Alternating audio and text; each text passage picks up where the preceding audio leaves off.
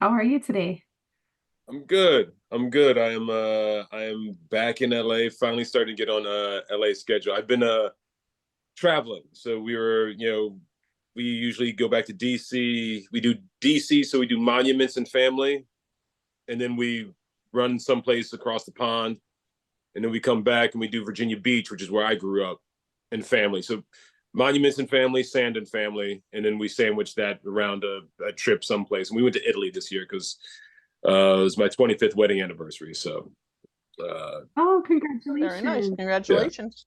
Yeah. So my body didn't know what time zone it was on for a long time. I'm just now starting to sleep like I'm actually living in Los Angeles again. Uh, Yeah, it takes a while. yeah, it takes a second, but I'm back to work, so that's good. Good. Yeah, that's great. Good. That's a lot of traveling. I don't know. I don't know. Did you ever get sick of traveling and just wanted to be home? I love traveling, and normally that's not the case, but I gotta say, we actually had this really phenomenal dinner in Lake Garda in Italy, which everybody knows Lake Como, but Lake Como is where the Americans go. Lake Garda is where the Italians go. Italians and Europeans go to Lake Garda, and I got hip to that with a friend, and so that was like the high point. It was perfect. It was beautiful. Some of the Station 19 cast actually caught up with me there. And we had dinner and stuff in a few different dinners, and then we went to Venice. And I've been to Venice a few times. I think it's my fourth time to Venice. And the funny part is, it was definitely the trip definitely dropped off at that point. So I found myself going, it's time to get home. It's Yeah. time to get home. But then we went to Virginia and saw my family, and that was cool. And that was a little tick back up. But Yeah. yeah, I was ready to get home. Oh, well, that sounds lovely. Very good. Well, thanks for hanging out with us today. We're the Fire Nerds, and it's such a pleasure to have you here with us, and we're so honored. We'll kind of do some introductions of ourselves. My name is Beth, and then Tiffany. I'm Alex. I'm Susan. I'm Tiffany. We've met a couple times actually, Jason, virtually one time, and then at the strike another time. So it's nice to see you again. Yes. Yes, yes, yes, yes, yes. Have you been? I've been pretty good. How have you been? I'm Busy, it good. sounds. We're on strike again, by the way. Yeah, I've heard about that. That was one of our, I think it was going to be one of our questions actually, so actually to talk about that. So Yeah. So I'll save it. We can talk about it then. Okay. Okay. Good seeing you again. yeah, good to see you too, for sure. But today, like as you already know, everyone knows who Jason is, but this is Jason George, aka Dr. Ben Warren on Station 19 in Grey's Anatomy. And we have a quick little introduction. You have a lot going on, so we tried to make it short and sweet, but we wanted to like get a few of the juicy things in between. But Jason was born in Virginia Beach, Virginia. Jason originally mapped out a career path in law with help with a mentor, Virginia Supreme Court Justice, but one of his friends convinced him, so he discovered his true calling on stage. He is classically trained theater actor. His career changed. His career change paid off when he landed his first major acting job on Sunset Beach. Some other shows and films include Off the Map, What About Brian, Barbershop, and even an appearance in Friends as a firefighter. He is also credited with directing 2 episodes of Station 19, season 5, episode 16, Death and the Maiden. On season 6, episode 5, Pick Up the Pieces. Off the screen, he focuses on his passion for advocacy, education, and engagement. He serves as a board member of SAG-AFTRA, is the chair of the National Unions Diversity Advocacy Committee, has been chair and co-chair of the Legacy Unions National or Hollywood EEO committees, and part of the union's negotiating teams for the last several primetime television and film contracts, to include the strikes last summer. He was been an instrument in helping protect performers and championing diversity. Welcome, Jason. Oh, thank you. Thank you. It sounds good when you read it all together. It's much more.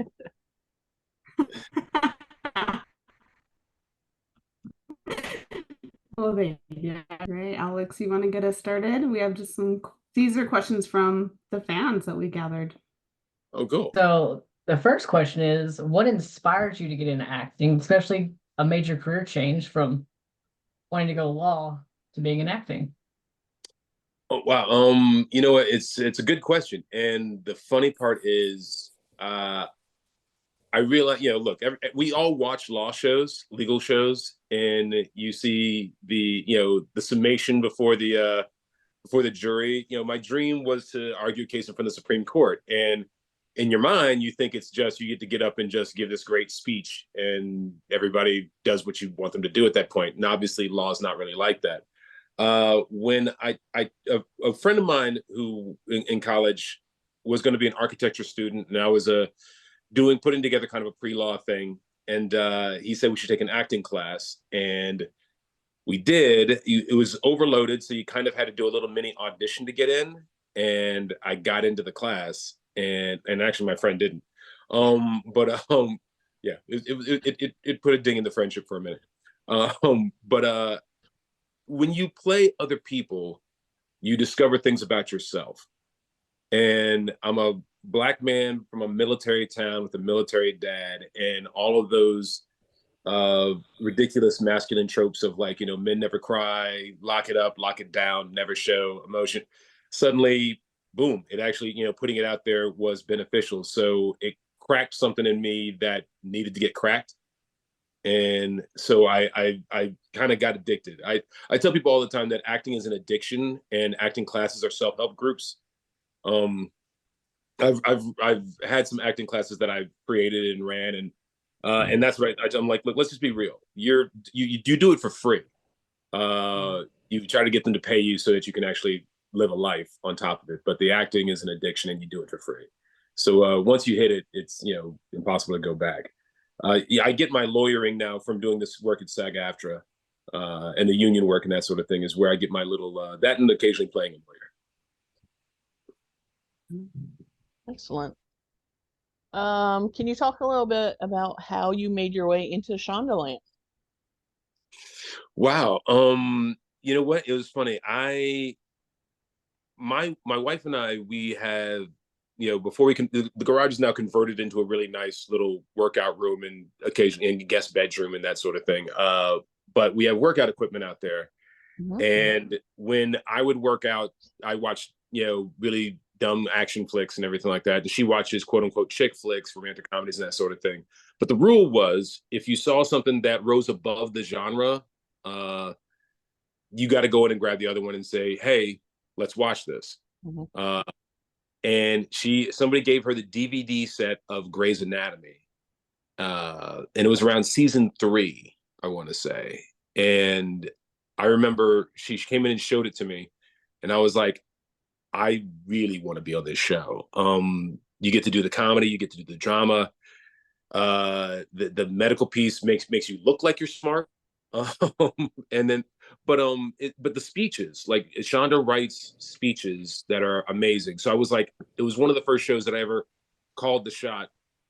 And then it turned out a few years later, I had the opportunity to audition for Shonda for a pilot called Inside the Box. That was about journalists. It's like, if you can imagine, and it was, with the Shondaland twist. So it was like this amazing pilot that somehow did not go, but we had such a great time shooting the pilot. Like, we interviewed a truckload of reporters from CNN and various other areas. The person who created the pilot had actually been a journalist himself, so he had all these connections. And and Shonda was just amazing. She was present, aware. She was giving him all the room to grow, which is, as you've seen with things like Bridgerton or How to Get Away with Murder. When she didn't write it, she really lets the creators still have their room to shine. And it was funny because I remember, like, my manager told me when I started the pilot, and a whole bunch of people from that pilot, by the way, have made their way into Shondaland. Me, Kim Raver, who else? Martin, Sarah Drew. We all did that pilot, and for all of us, that was our entree into Shondaland. And my manager told me, and he also had Martin at the time, he said, you guys can pretty much work for the president now because you've been vetted beyond belief. And we were like, what do you mean? And he was like, Shondaland now makes sure that they talk to anybody and everybody that you've ever met. You've been vetted in a way that like you're and it's the question is not just can you do the work, are you talented, but it's, are you good people? Will I enjoy being around you on set? And so in true to form, everybody on that set we had a great time, had an absolutely fabulous time. And so I hit it off with Betsy Beers and Shonda, and then they wanted me to audition for Off the Map, and and that one actually took, and we did a few episodes, and between those two things, it was, again, I had to test for Off the Map. Actually, it ended up they wanted me to come in and audition, and my kids were young. I was not trying to leave town, and so I actually tried not to do it for a while until Shonda actually called me and said, "What are you doing?" And I was like, my kids are young, and I need to be here. I can't be in Hawaii, and I can't. My oldest is starting first grade. I can't drag him to Hawaii and then like jerk him around back and forth, back and forth. And we've never talked about it, but I think she respected me trying to be, like putting my family above anything else. And it's been known in my career. Now these kids, by the way, are like, my oldest is 20, my twins are 16. So it's been a minute. So like, now I'm like, when they graduate, I'm going to take every job out of town. I'm going to like, I like, don't want to work in Los Angeles. I want to be everywhere. But I think Shonda and I kind of had this, because I think she really prioritizes her family and gets that that's a thing. So I think she respected me as a person. I think she dug me as an actor, and I think all that kind of played together. So, but in between those two projects, this guest star on Grey's Anatomy was offered to me, and he was supposed to be around for, I think, 3 or 4 episodes as a love interest for Bailey, do her dirty, I think was the original plan, and then like be on his way, break her heart and be out. And then I think Shonda, even though the plan was for me to go do Off the Map, I think she just kind of said, you know what, let's let that ride for a little bit. Let's see what happens.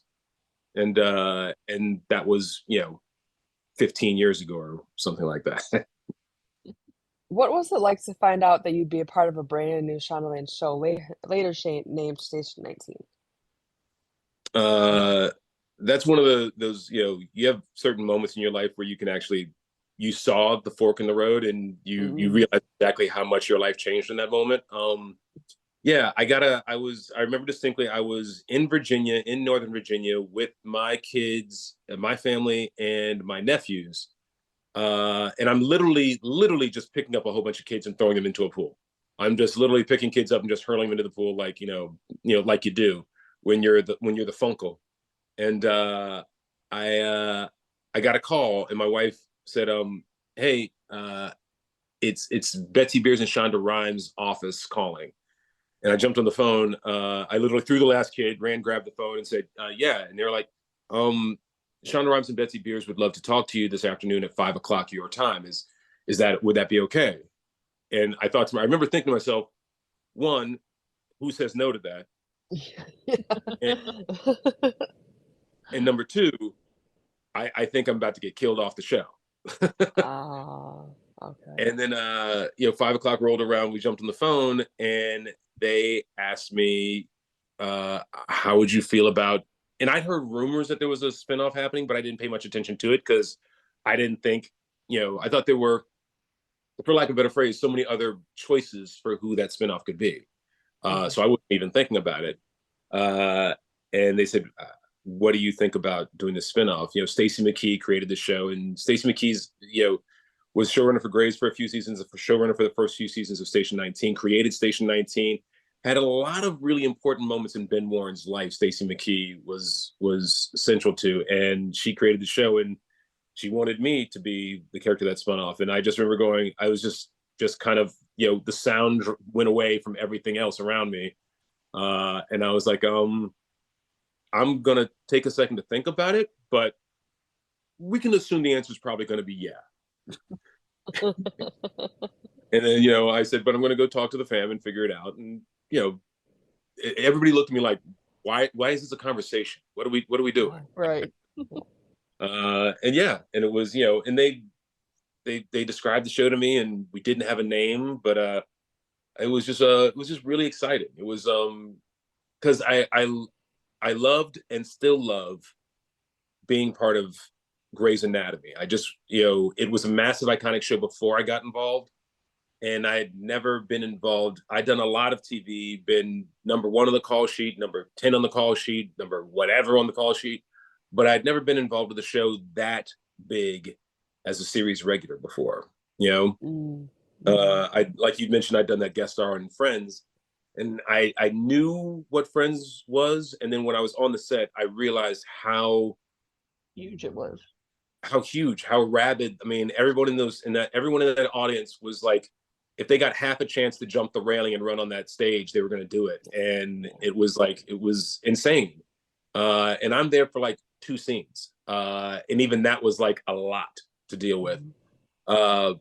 So Grey's was this massive thing before I was involved. What was cool, what I got excited about the more I started thinking about 19, and, you know, like I said, it was a really quick yes, was I get to help create what that atmosphere is from day one. And that was one of the things, and to the end, it was one of the things that was always so special to me, was that, you know, like, and the analogy holds, I use this analogy all the time, but there's the house you grew up in that your parents built, and it's your home, but you didn't create it. You know what I mean? You found your space in it, and it's totally home and comfortable, and it's, you know, but then you go out in the world and you make your own thing. And sometimes it's, you know, you got your one bedroom apartment that, like, you know, is a studio, and you're scrambling, but it's yours. And it feels special because everything in there is what you chose to be in there, and how you set it up, or how you and your roommate or you and your partner set it up. And it's this, that you got the stamp on all of it. And 19 felt like that. And the more I started to realize, even before we hit the ground, I was like, we get to do that. And if we get to be a fraction of what Grey's is, but be a part of setting it up, the foundation for it, that's going to be a great experience. And, you know, God bless America, it really was. Yeah, it really was, for sure. And we've heard, talking about the atmosphere, we've heard from people, cast, crew, everyone we've talked to that has worked or been on the set said it was like nothing they've ever been on before. It's so comfortable, everyone's so nice, like it's just a very welcoming, homey family feeling. So again, an attestament to you, right? And like what you all built from the beginning. Oh, thank you. So full circle moment for Ben Warren now, as he comes back to Grey's. So what's that like for you, and like your career and the personal growth you've had, but also does it feel like going home again? 100% it feels like going home again.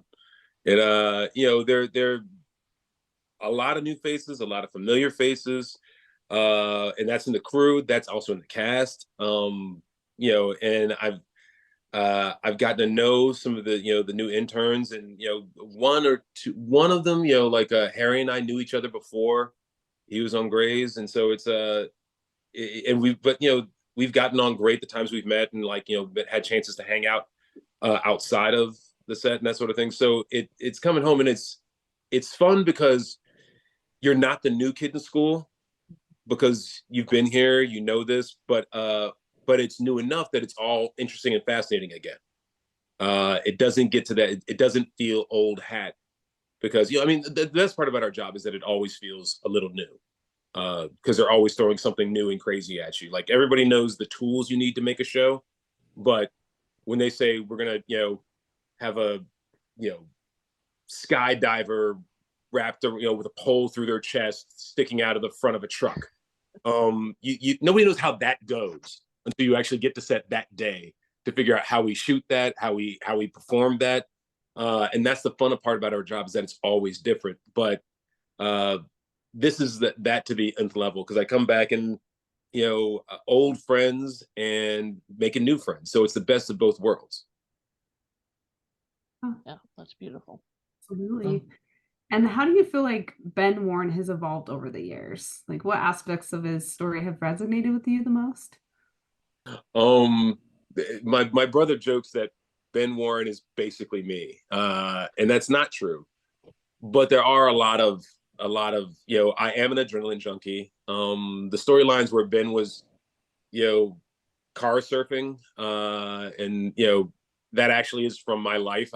I told him that was the kind of stuff I would do as a kid, where, you know, if I was in the backseat of a car and it was doing about 35 miles an hour and I was bored, I would just disappear, and they'd realize I was on the hood of the car, on the roof of the car, outside. I just, would go out. I was that guy. Stuff that I would destroy my kid if they tried to do that today. I would go off in ways that would be ridiculous. But so they pull those things together. Watching Ben grow out of that adrenaline junkie phase to a large extent, felt real. So that watching him getting to go on this journey with him as he scratches that itch to the nth degree, and becomes a firefighter, and then by the end of 19, he's actually telling Andy, that was a stupid thing to do. You shouldn't have done that. That was unsafe. That's hilarious to me. That and she's like, are you sure you've been warned? So that for me was that part of the journey, and that now I think by burning that, and it made sense. It wasn't just like, let's just bring Jason back to Grey's Anatomy. It was Ben's now at a spot where he's ready to go back and help people, but and try and save lives, but he doesn't have to be in the danger in the spot anymore. And so that journey for Ben has been incredible to watch, and it a little bit mirrors my own. Watching him build a family. He's doing it much later in life than I am. Ben's starting a family when Jason's getting his kids out of the nest. But you never forget what it's like when you got little kids, and Ben's got kids who are 17 and first year of college, and then he's got little Prue who's like getting ready to go to school for the first time. So it definitely calls a lot of stuff in my personal life into it, but watching him go on that journey, it's different than mine, but also a lot of similarities. Fans have been incredibly vocal in their support for you and Station 19 team during the strike and with the Save Station 19 campaign. How has this support impacted you personally and or professionally? And did you get a sense of the impact it had on your castmates and crew? I have never had, and I did soap operas for the first 3 years of my career, and those are incredible fans. There's a rabid fan base in soap operas, and I remember, I was much younger. I got a lot of pictures sent to me, a lot of naked pictures sent to me, all sorts of things, like things that made you say, oh, these fans are off the chain. I have never experienced the level that we had with Station 19 between the Save 19 campaign and the strike. Both those things happening at once. I mean, we had fans from around the globe come to support us on the strike lines. We had fans come from around the globe to support us to try and keep the show in the air. The fans put a Save Station 19 on the Jumbotron in Times Square. They flew flags on the back of planes over Disney Studios. It's insane. They sent things to all of the executives at Disney. I've never felt that level of support and love, and it was amazing.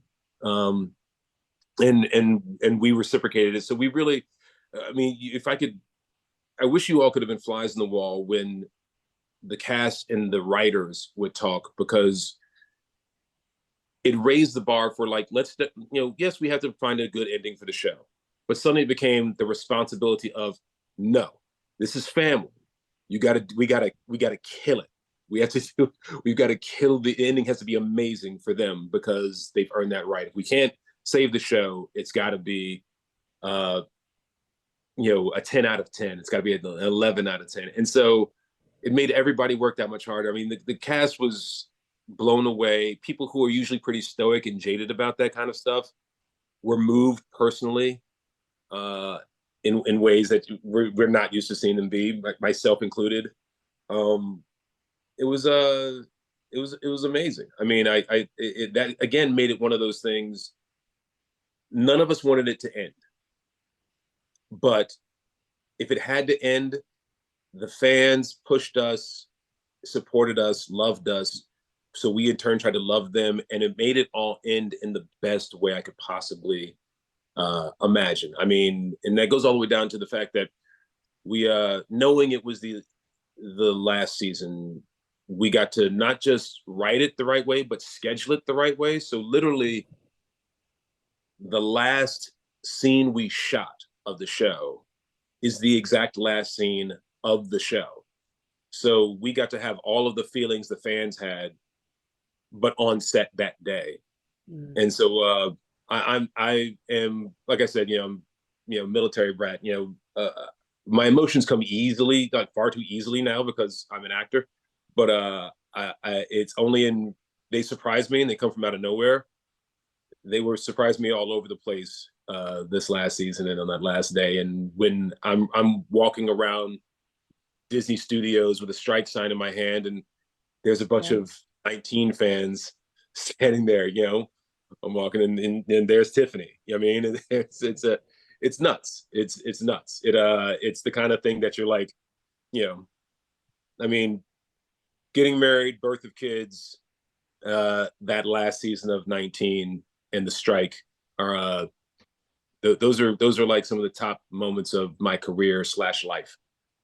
Wow. Wow. That's amazing. Yep. You've been quite active in the Saga Union and instrumental during the recent strike. Can you discuss what motivated you to get involved as a board member at Saga and what you hope to achieve through your involvement? Yeah, I mean, SAG-AFTRA, I mean, look, my mother was a teacher. She taught learning disabled kids, special ed all growing up in middle school. And she was president of the teachers union of the city where she taught in Norfolk, Virginia, the Norfolk Education Association. Then she retired from the classroom and became staff at the Virginia Beach Education Association. And she knows everybody in politics and involved in education back in Virginia. And the union aspect for me was always part of how career as an actor made sense. It's one of the reasons why she didn't freak out when I told her I'm not going to be a lawyer, I'm going to become an actor. Because boom, it means you're not alone. The definition of union is you've got backup. You're in this with other people. So you're not just negotiating. Of course, you are negotiating for what you earn, but there's a floor that's been set by all of us together saying you won't pay us less than this. There's a pension plan. So there's something to help you out in your retirement, assuming you actually get there. There's a health plan. So, I can actually get my kids, checkups. They just had their wisdom teeth out a couple of days ago. All those things come through my union. So knowing that going in, I also know that if there has to be some kind of union action, if you're not involved, you don't necessarily know why it's happening, if it needs to happen, that sort of thing. And my thing is, nobody wants a strike. And if there's a strike and it's a bad strike, it's not a smart move. It's done out of ego or done out of anger. That I want to know whose ass to kick, and whose face to get in because that was a bad call. And when it's righteous and it needs to happen, and it is the smart move, it is strategic. I want to be on the ground floor of helping make that happen. And so I got involved, forever ago. And I thought, why am I in these rooms? I mean, I don't have any experience. And it turned out that literally the experience I'd had on a set just 3 months before those negotiations, my very first negotiation, ended up making a massive difference in the room because they were like, oh, that doesn't happen anymore. And I was like, actually, just to me. And I realized there are lawyers there to translate your work experience into legalese. What they need is your work experience. And actors just have to show up and be willing to open their mouths and speak on what's working and what's not working in the careers of actors. And it's unions are and never should be about are not and never should be about greed. It's about how do we make a livable life doing this career. So it's a collaboration. So when you got it going right, and this is another things I like to do because I think it's how I get down as a human being, is fairness is a fundamental thing in my life. Like people tell you, I don't start fights, but if there's a bully in the room, maybe that's where you see Jason get a different kind of edge to him and maybe pick a fight because there's somebody who's picking on somebody else. And so that fairness and equity kind of thing, I'm like, let's have a conversation. So you need workers. We want to work. Let's make this, we have a symbiotic relationship. Let's treat it like such, like it's the collaboration that it is. Let's respect each other. And so in those rooms, I can talk in those terms, because there are always people who one side or the other wants to destroy the other side. And I'm like, that's not the point. Because by the way, when this is done, we're going to go back to working together. So let's always be, I've never on set in my career in the union, never been afraid to raise my voice and get blunt, but it's always about trying to solve the problem as opposed to beat another human being, and that kind of thing. So I feel like just the things that the way my mom raised me and that sort of stuff, it all played into working in the union to try and help make my and everybody who's in the same situation as me's life better. Wow. Yeah. So along with that, this is a fan question. How important is representation and diversity in the roles you choose and the projects you support? We've seen sliding back in diversity, especially on network TV this past year with the cancellation of shows and series regulars, specifically with the LGBT plus community and female lead shows. Why do you think this progress has stalled? And what do you think, how do we fix it? What would you do to fix it? It's interesting. I mean, I feel we've seen shows get canceled that we love. I also wonder, I need to go look at the numbers to see if overall, because remember, if you're talking about the three, four networks that are broadcast networks, that very well may be true. But then when you get into the world of streaming, you get into there's a million places where you can get content and that sort of thing. And in those areas, diversity is almost a business requirement. It's almost a requirement of the business model. And that's the part that actually gives me hope and excites me. I'm always going to fight for representation, not just because it's quote unquote the right thing to do, as much as I believe that. It's good business. It's smart business. The best return, and I preach this gospel all the time with SAG-AFTRA and meetings with the Writers Guild. I used to be part of their showrunner boot camp where they'd be training the next generation of showrunners and that sort of thing. I would come in and speak for several years in a row. I did that up until the pandemic, and I haven't been back since, just because all the obvious reasons. But the best return on your investment is having at least 50% diversity in your cast in major films, right? Fast and Furious is a perfect example of that. And and when I first started getting involved in some of the diversity work, like Grey's Anatomy is one of the shows I would use, and Lost is one of the shows I would use. Grey's Anatomy, where you've got this incredible diversity and people's cultural identity is completely irrelevant to their character to a large degree. Not absent, but just irrelevant. They're just an amazing doctor who happens to be a woman, an amazing doctor who happens to be a person of color, an amazing doctor who happens to be a lesbian, non-binary, what have you. On the show Laws back in the day, if y'all remember that show, it was your cultural identity was fundamental. You weren't just Asian, you were from Korea. In fact, you didn't speak English. The character didn't speak English, or it was Discovery when they did. You weren't just Black, you were actually African. And here's the storyline. And it became a fundamental part of it. And it was part of why that show was so fascinating and spoke to a global market. Both shows speak to a global market because of it. You can stack audiences by having it across. So there have been shows. There are shows now on that speak to an older audience. I'm thinking of Frankie and Johnny. There are so many shows that have female leads. So those shows have to exist, because if you want subscribers for your streaming service, you've got to cater to that audience somewhat. The networks, anecdotally, again, I got to look at the absolute evidence, feel like there's a little bit of backsliding. And I think that's because we're seeing a larger conversation in our country about people pushing back against diversity, equity, and inclusion. And it's all garbage. It's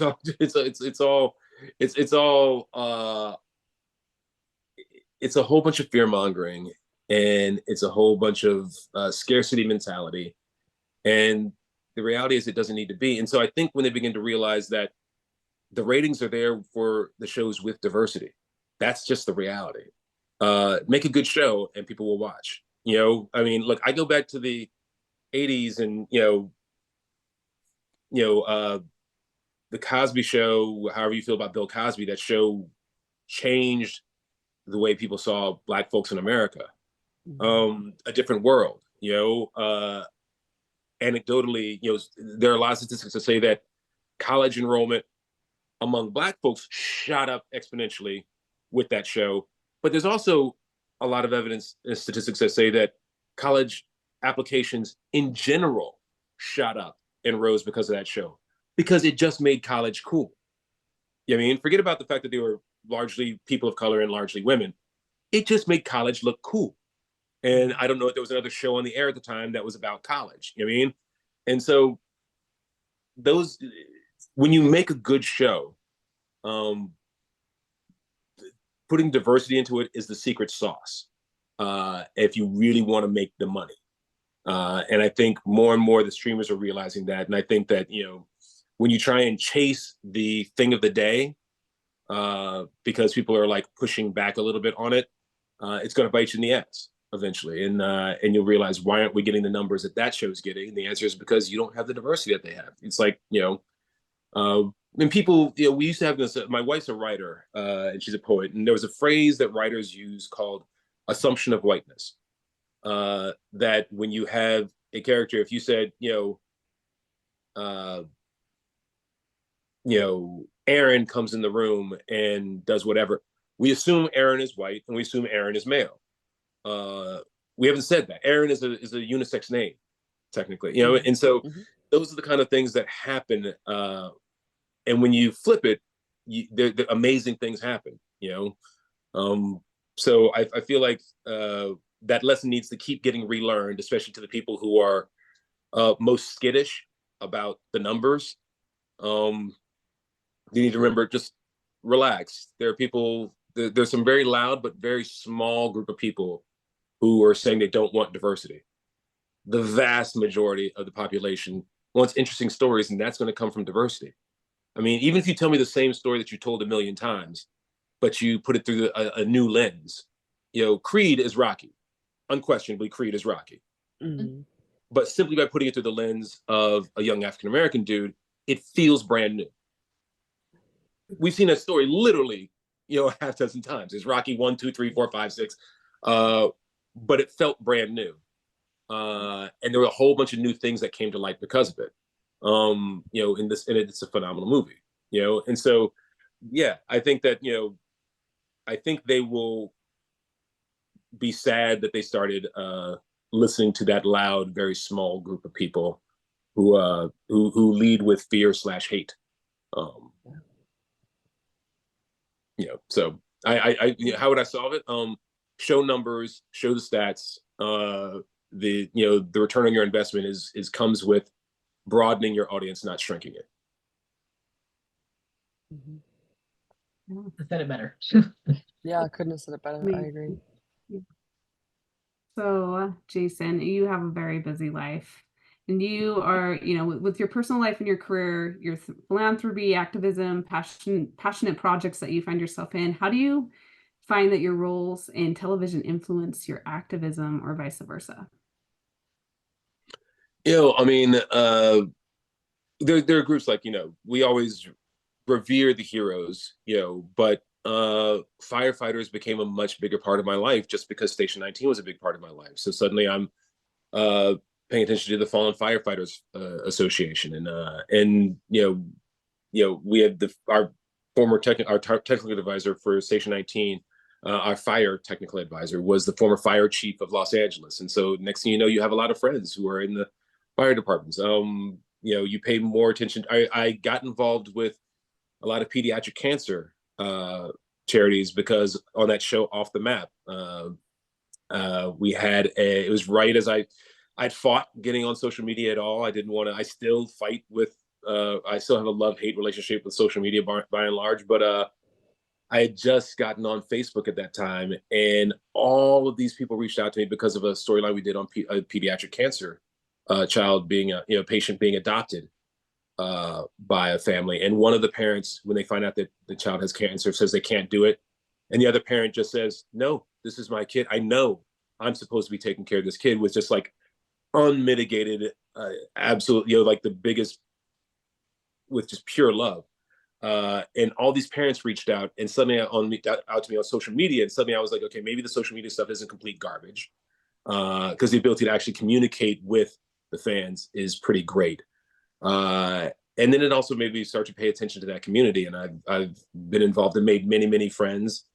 I have friends who've gotten their wings, and been parts of homecoming ceremonies for friends, and and that's a really meaningful, powerful thing, because it starts with you're just playing a role, and then these people show you their hearts and their families, and then you realize there, but for the grace of God go I, and you become friends. And so that kind of, so the roles, it definitely, there's a call and response that happens. And I think it's been magnified by, like I said, social media, because we can actually have a conversation back and forth now in a way that you couldn't, or was incredibly slow or lopsided before social media and that sort of thing. So it and the projects that I'm developing, the projects that I'm working on, all have are all trying to be impactful in some way. I'm blessed that I have a lot of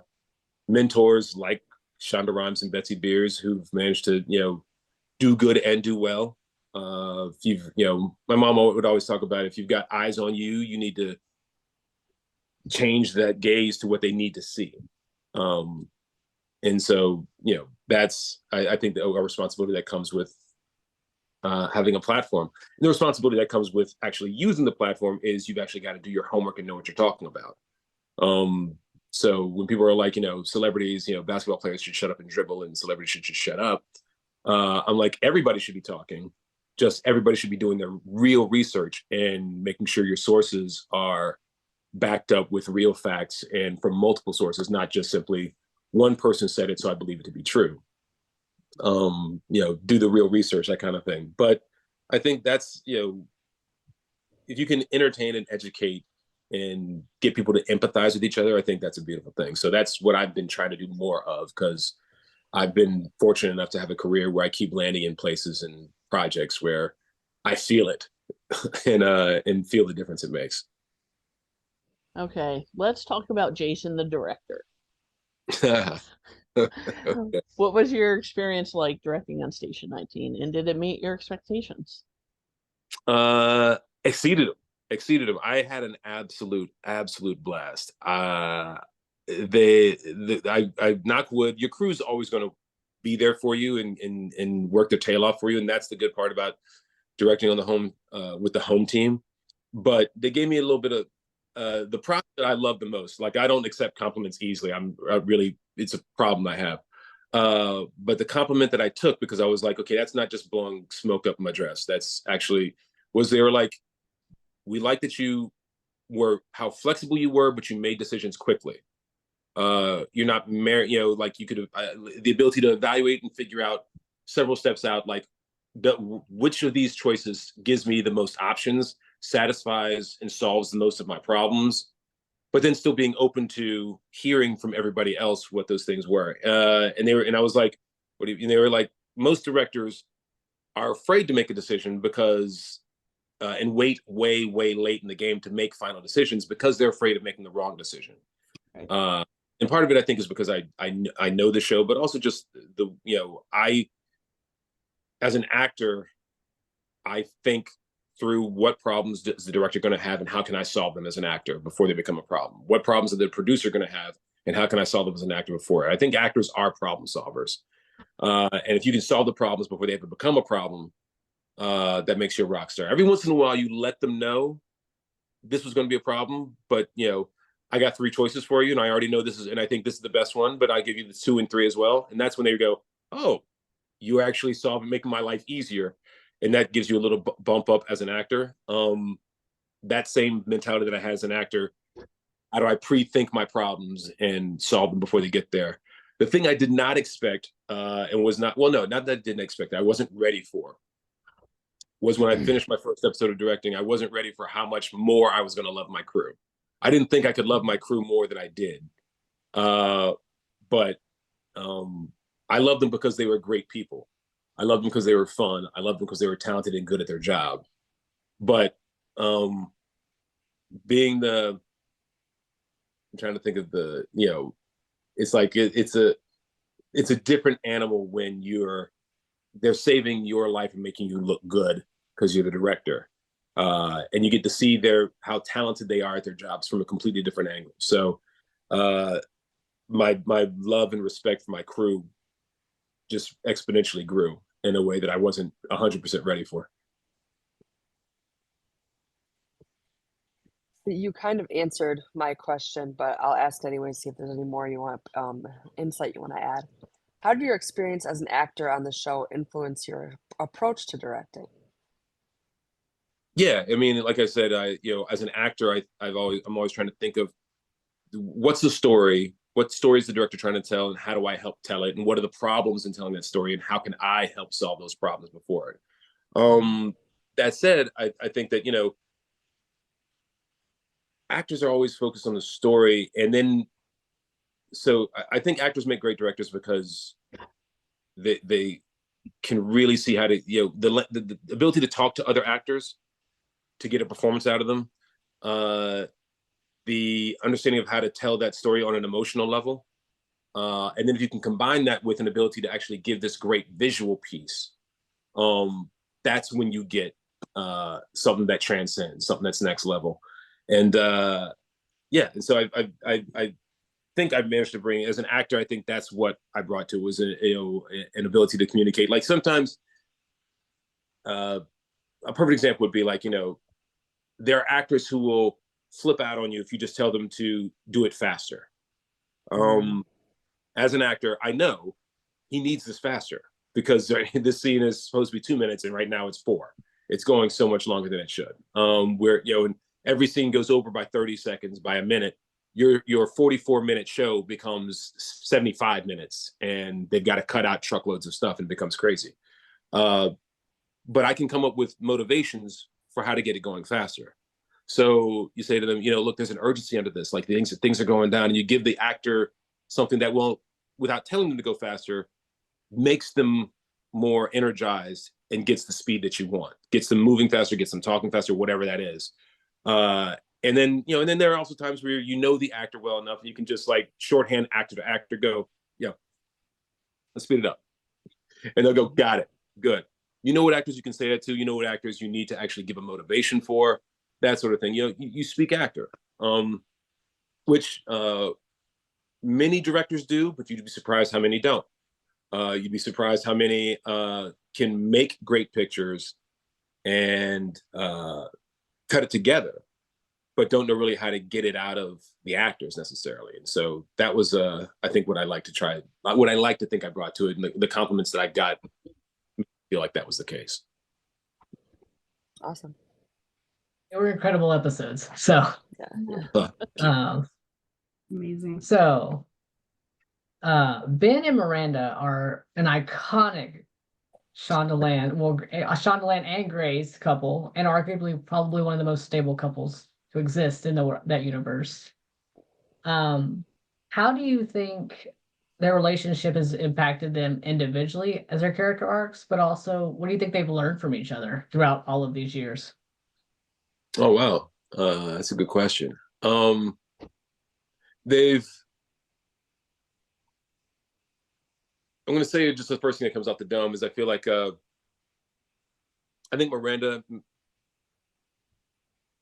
inspired Ben to raise his game, and Ben holds Miranda down. Whether it be her OCD and the conditions that come from that, he's this rock for her. I'm trying to remember what episodes it were. There was a whole point where they were in an argument and fighting, and and somebody was like, well, why don't you just, you're still asleep, like, why don't you leave? He goes, no, because then she knows she's won. And the reality is, it's that sense of, neither of us is ever going to go anywhere, no matter how mad we are. And that, number one, feels very familiar.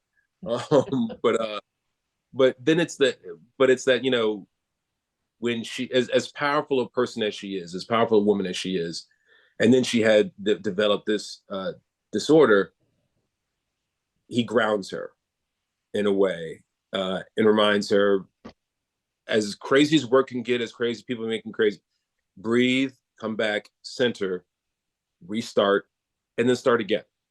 And it's really easy to forget that, especially when you're the one in charge and you're in charge of everybody else. He's the one person who'll be like, you know, you don't got to be in charge of me. I got you. Meanwhile, he was an anesthesiologist, you know, just collecting checks and knocking people out and going home.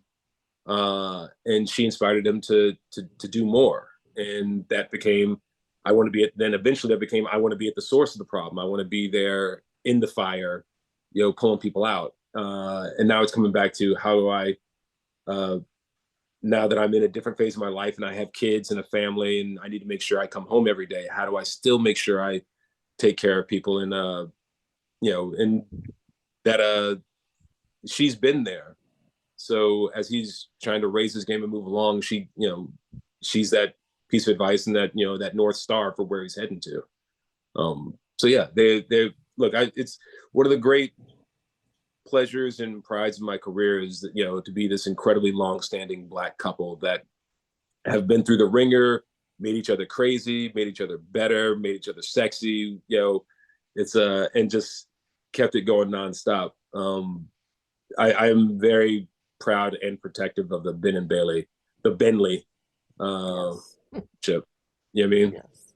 We all Yeah. love the family ship. It's Yes. the best, truly the best. It's so special. 100%. All right, Jason, can you share any memorable moments or stories from working on Station 19? I'm sure you have years and years of them, but what are some that come to mind? Oh my God. Everything popping in my head right now is like in this last season. I mean, look, you know what? I'll not to get too deep and not to get emotional about it, but I will. Because that's what we do. We had our craft services person, Leilani, a dear friend of mine, and I, we would joke around and mess with each other, everything like that.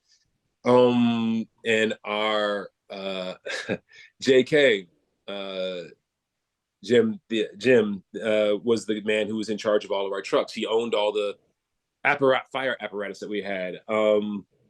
They had worked on a couple other shows before this one, didn't like each other very much, annoyed each other, which means, of course, in true Shonda fashion, they fell in love on Station 19, got married, and had this whole romance that was outstanding. And this last season, we actually, towards the tail end of the season, we actually lost Jim to cancer. He passed away. And I just remember when it was definitely a 19 thing. It was also very much a Shondaland thing. When Leilani came to set, work just kind of stopped because everybody was like giving her love, and we were losing time. And, you know, we're outdoors on location. Time is money. We're losing the light. All of those cliches are very real. It literally costs, every minute you lose is costing you money, and runs the risk of you not getting your day done, which means you got to bring everybody back for another day, which literally leads to tens of thousands of dollars and, you know, like per minute. It's a whole thing. Not once did anybody say, all right, let's go. We need to, you know, enough of this. Let's get back to work. We needed to feel what we needed to feel because it was family. And then when she was leaving, Troy, who was JK's right-hand man on set, firefighter, pulled his hat off and called a company attention. And literally the entire cast and crew of Station 19 lined up on either side of the street as Leilani got into the van, and they drove her and her daughter and Jim's kids, who were grown, away. And, you know, everybody had their hats off over their hearts and saluted them. And it was, you know, we're not real firefighters, but we're a firefighter show. And Jim was a real firefighter, and he got a firefighter send off from us. And the all those things, to me, that sums up so much of the family that was Station 19. That, and I mean, look, that's the big emotional one. I mean, pranks on each other. They would put us in a cast holding room, and we'd be on sofas just talking shit to each other nonstop, and getting anybody saw that a good movie or a good TV show came in, talking about it. We're all in a group. It was, we were yeah, we had fun from beginning to end. It was a pretty great time. I'm trying to think of if there are any other less melancholy stories specifically to tell.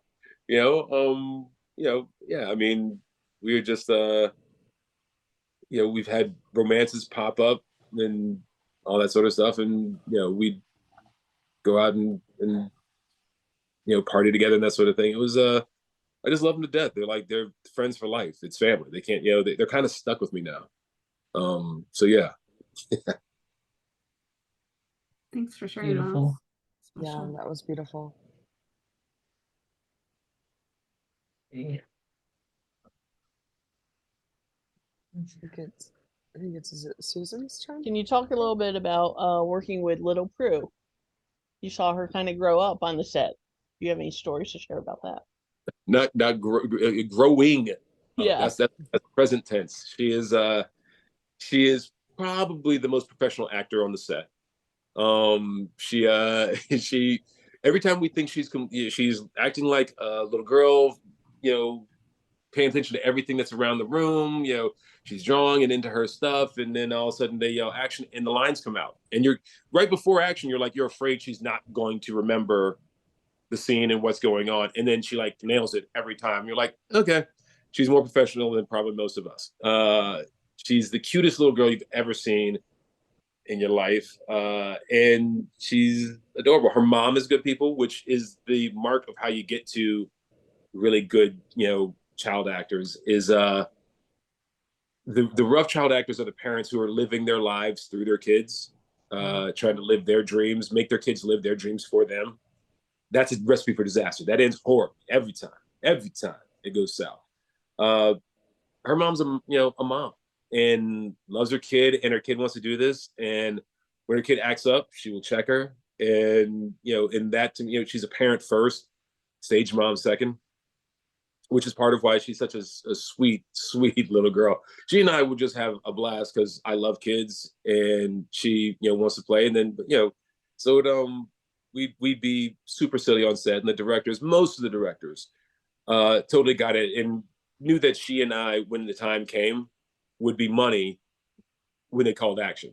But right up until action, it's usually what, background and action. We're playing and being stupid right up to background, and then maybe we stop. But by action, we're definitely on point, and you'll get your scene. She's adorable, and I can't wait to have her on back over on Grey's.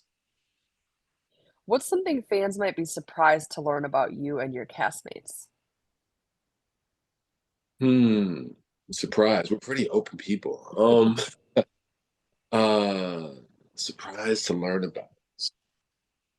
Wow, that's a hard one. That's a good question because it's hard to come up with a stumper. The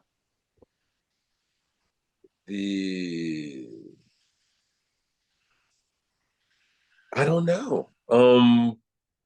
I mean, ordinarily, if we didn't have so many glimpses into us behind this camera, I would say they'd be surprised how silly we were behind the scenes. But I think they've seen enough. I think y'all have seen enough videos to realize, we are very professional about the work. We're not the stiff kind of professionalism now.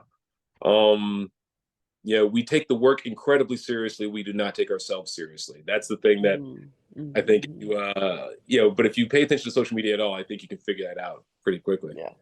I think surprised how much you might be surprised how much input we got to have into storylines and character points and that sort of thing. Our writers were really great about asking us literally, and at first it was it was the joke was that at first it was an honor, like, you know, they want to know what we think and they want to know what's going on. They're just asking us about our lives, and then they realize, no, they're stealing from our lives. They're literally just plagiarizing our lives and putting it in our characters. But it actually is a really good thing, and was a lot of fun to, like, you know, they'd ask us, you know, about who we were growing up and what was going on in our lives, and then you'd see us start to pop up in your characters or get stolen, and they'd ask us, like, what is your dream for when the show is going to end? They asked us, what's your dream ending? And they would always, you know, caveat that with, we're going to do what we think's best for the show, and we're going to do what's best for, you know, and we've got brilliant people whose sole jobs to come up with great ideas in this room, but you live this character, so talk to us, tell us what's, you know, what's on your mind, and if we can insert that in. And literally, I think 75% of the time it would find its way in a little bit or a lot, you know what I mean? And so that would be something, I think, that how much we got to have input. And so for, you know, a lot of us, it sparked some of the folks to, you know, be writing and trying to create their own things, you know. Wow, that's awesome. So some of our previous guests have said you're quite the prankster on set, but I want to know how the Not iconic Vic not Hughes costume, true. the iconic Vic Hughes costume came about. Was that your idea? Because that was 10 out of 10. Yes. It was Halloween. Everybody's gonna get dressed up. And so I was it Halloween? It was right before Halloween. And I was in hair and I looked over and I think they had something. I think I'd just been looking at footage of a stunt double or something like that. And it occurred to me, y'all get paid to make people look like, who would be the funniest person that you would not expect? And next thing you know, hair jumped on it, wardrobe jumped on it. Bras are uncomfortable. I don't know how you women do it. It was hilarious. Try to get the hair with Barrett was both. She was shocked, and then I think she was maybe 20% honored that came for her, and I think 40% just disgusted that I came for her because she's a much prettier Vic Hughes than I am, without question. But there's photos somewhere of the two of us together. That was such an Oh, epic. that's funny. Forget about that. All right, a lot of fans wanted to know two parts to the question. A lot of the fans are doing a rewatch right now from going all the way back to season 1 of Station. So let's move. Okay. And we're coinciding that with, like, when Karina showed up season 14 on Grey's. So when you got to work with Stefania for the first time on Grey's, and then full circle, she made it over to Station. What were your thoughts, and how did you feel about having Karina come over to her character on Station 19? And then the other part was, do you see it happening again where she kind of flips back? Is there a possibility that she could have a place back on Grey's? The second one's easier to answer, and that's just, I hope so.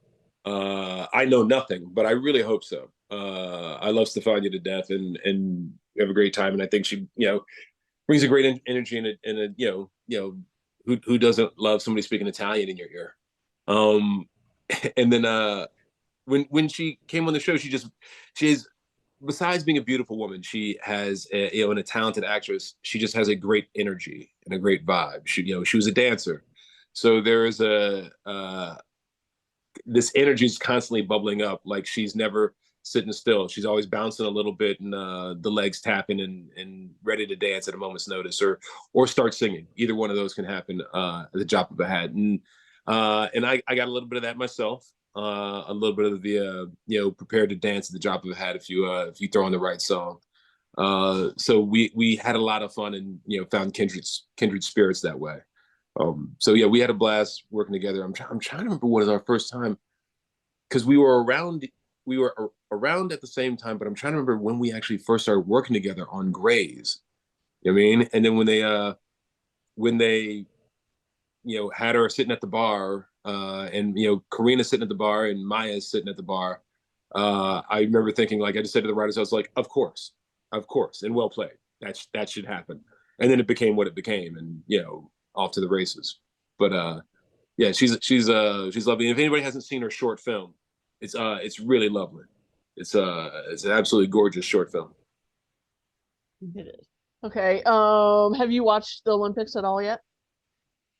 Yeah, it was actually literally I stopped to come up here and check out y'all. I was watching some tennis and some tennis. I was the track and field hasn't quite started yet, but I was looking at highlights of Sha'Carri Richardson is freaking amazing, and so yeah, I watched parts of the opening ceremony.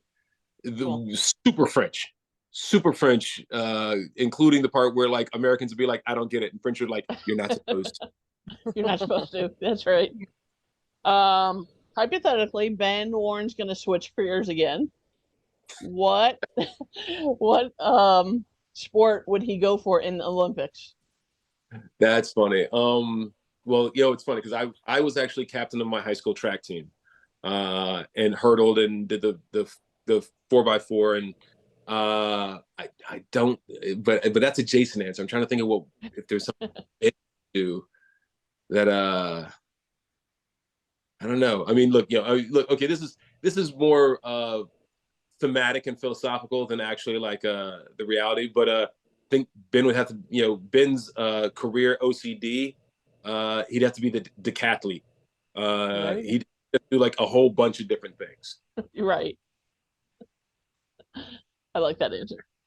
So, Jason, I don't know if you remember, during my Zoom with you, you were telling me that your wife does poetry, and sometimes the writers use lines from poetry to form their lines with the characters. Can you share any lines that maybe your wife can be attributed to during the lines that we may have heard on station?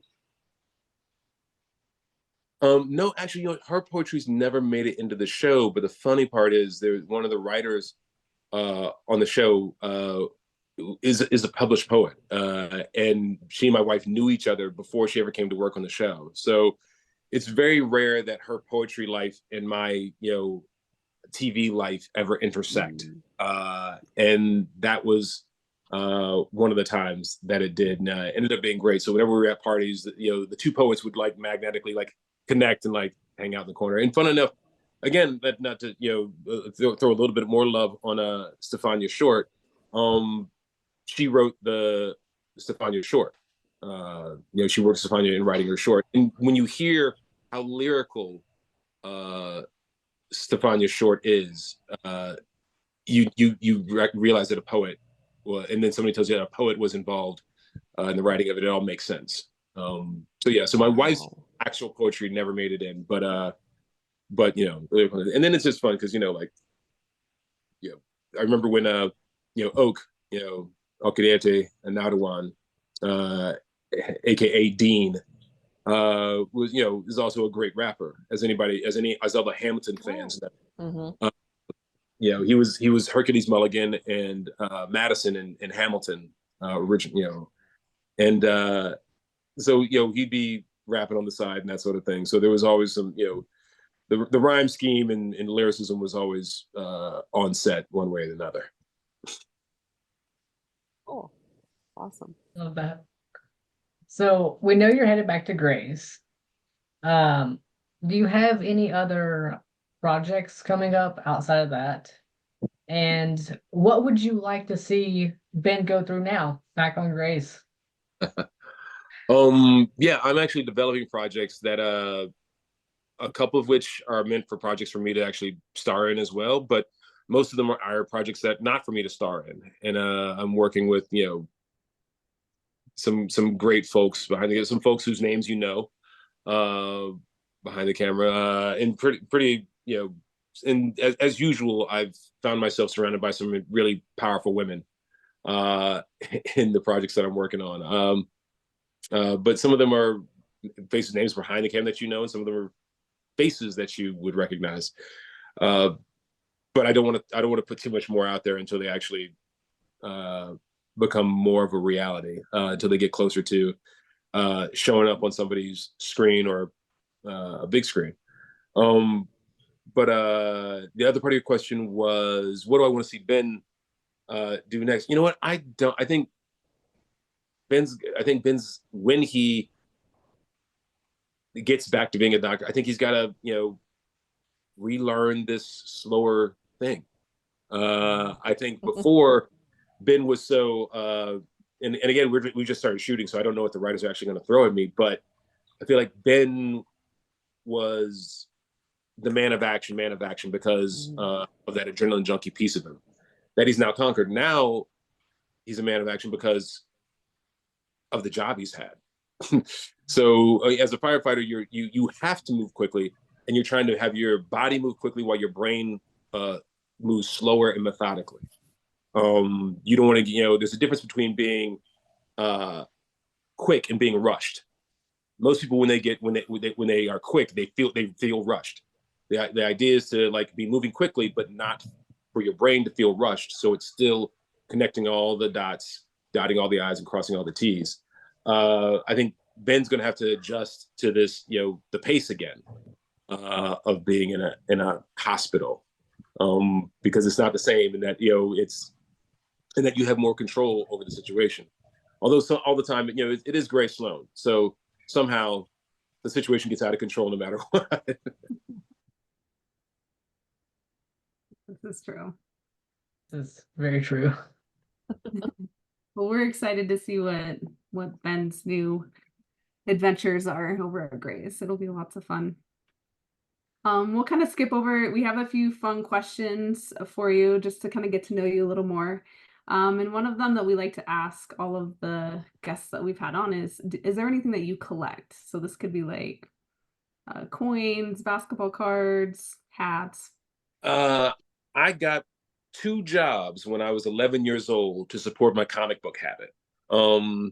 There are several thousand comic books sitting in my mom's house. I stopped collecting when I became a college student because I was getting broke and I needed to put my money towards other things towards the future. I still will stop into a comic shop and kill an hour or two when the opportunity presents itself. I love music. I have a lot of vinyl records. I still will now, because of streaming music.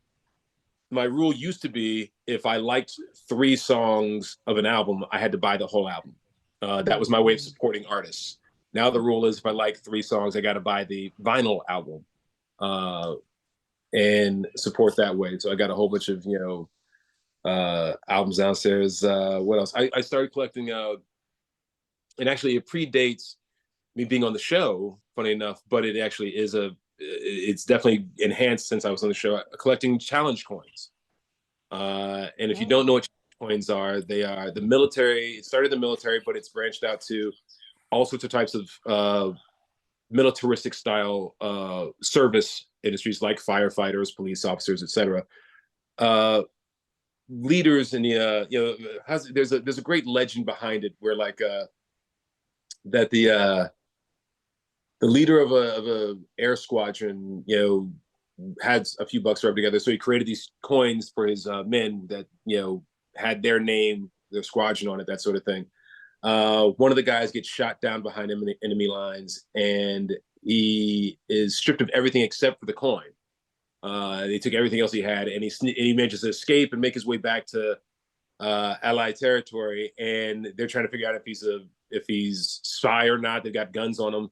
And when he's able to produce the coin, it saves his life because they are able to, authenticate, like, we know who your squadron is and get hold of people and yada, yada, yada.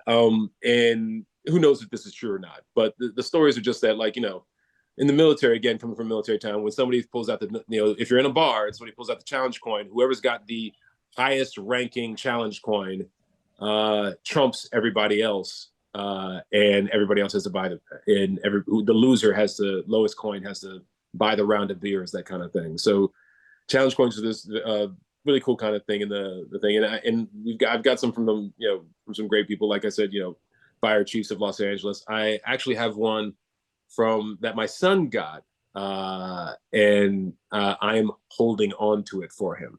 From the commandant of the Marine Corps, the United States Marine Corps, which is a pretty good one when you're talking about, like, you need to win. Top dog of the Marines. That usually gets you out of buying beers in most places. That is true. Yeah. Lots of fun stuff. That's great. Thanks for sharing. Do you have any phobias? Is the next question. Phobias.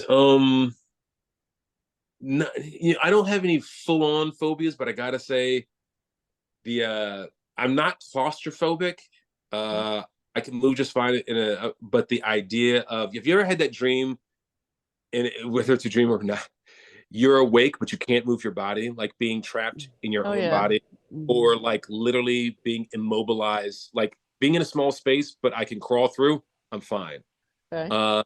Literally being held down, you can't move, makes me nuts. Makes me nuts. It's a whole other thing. So yeah, this is a problem. What was the name of the dog rescued in the pilot? Oh wow. Yeah, I got nothing. I'm gonna say Dean carries out. I'm gonna say Benji. I don't remember. I can see Dean carries him out, right? And they fight over who gets the dog. What was the dog's name? Freddie? Fred? I don't know. You guys want to answer? Charlie. Charlie. Charlie. I knew there was an E on the. I don't know why. I was like Benji, Freddie. Yeah, Charlie. There you go. Okay. Who likes pineapple on their pizza? What character? I actually do like pineapple Hawaiian pizza, but Hawaiian good. Hawaiian pizza's good. Who liked? I'm trying to remember. It was that Dean, or did Dean yell at Jack for it? Dean yelled at Jack for it. He yelled at Jack for it. That's right. Good job. Yeah, good job. What did Molly tell Ben that she could do? In the, what was it? He's carrying her down the stairs in the skyscraper episode. He's carrying Molly down the stairs. When Ben was carrying Molly down the stairs in the skyscraper, and she said, "Oh, hold on.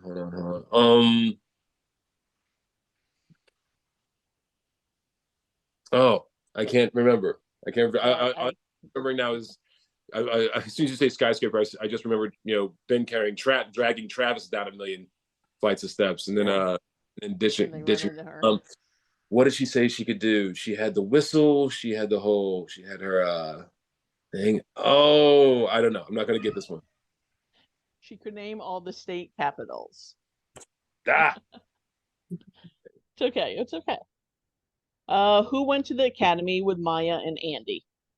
What character that we see for most of all 7 seasons? Who was at the academy with Maya and Andy? Were the whatchamacallit? The guys from the other station. What am I thinking of?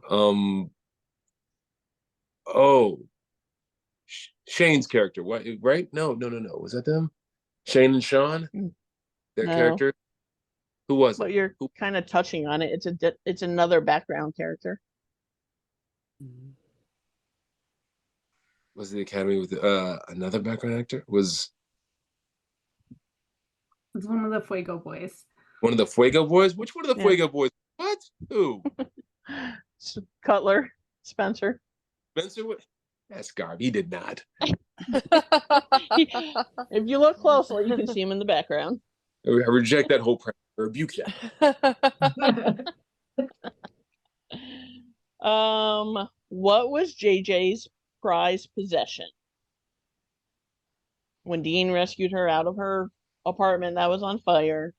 It was a Prince. Was it a Prince shirt or a Prince album? Something with Prince. Album. Yeah. Yep. Good job. Purple Rain. Right. I'm a huge Prince fan, so that one's stuck in a little bit. Okay. Yeah. How did Maya sprain her ankle before her Olympic race? Oh, before her Olympic race. I'm trying to. Oh, didn't that come with something with her dad? Was she training? Was it literally from training, or no? I don't know. I don't know. I don't know. She was chasing after another athlete from the French relay team. That's funny. What was the name of the beach that Karina wanted to spread Andrew's ashes in Italy? Oh wow. I got nothing. I'm gonna say it's in Sicily, and I don't know what beach it was. I'm just gonna Stefani's Sicilian. Anyone else? I don't remember. No, that's a San hard one. Lorenzo Beach. San Lorenzo? San Lorenzo Beach. Okay. Okay. Yeah, was never gonna get that one. Where is it? Was I right about Sicily? You are right about Italy, of course. Yes. Yes. Last question is, what is engraved on the back of the watch Dean received as a gift from his parents for his birthday?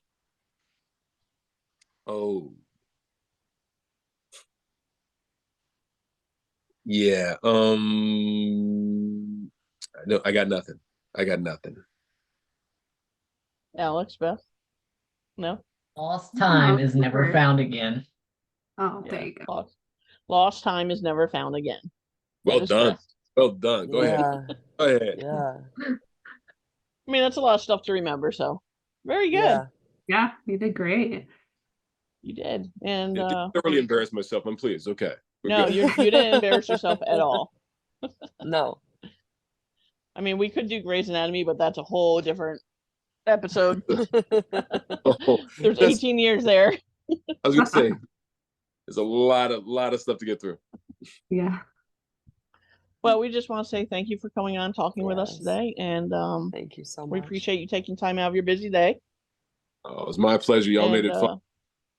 We look forward to seeing you in Chicago. Yes. At we're gonna see you in Epicon. Chicago. Yeah, Yes. it's gonna be. Is this your first convention?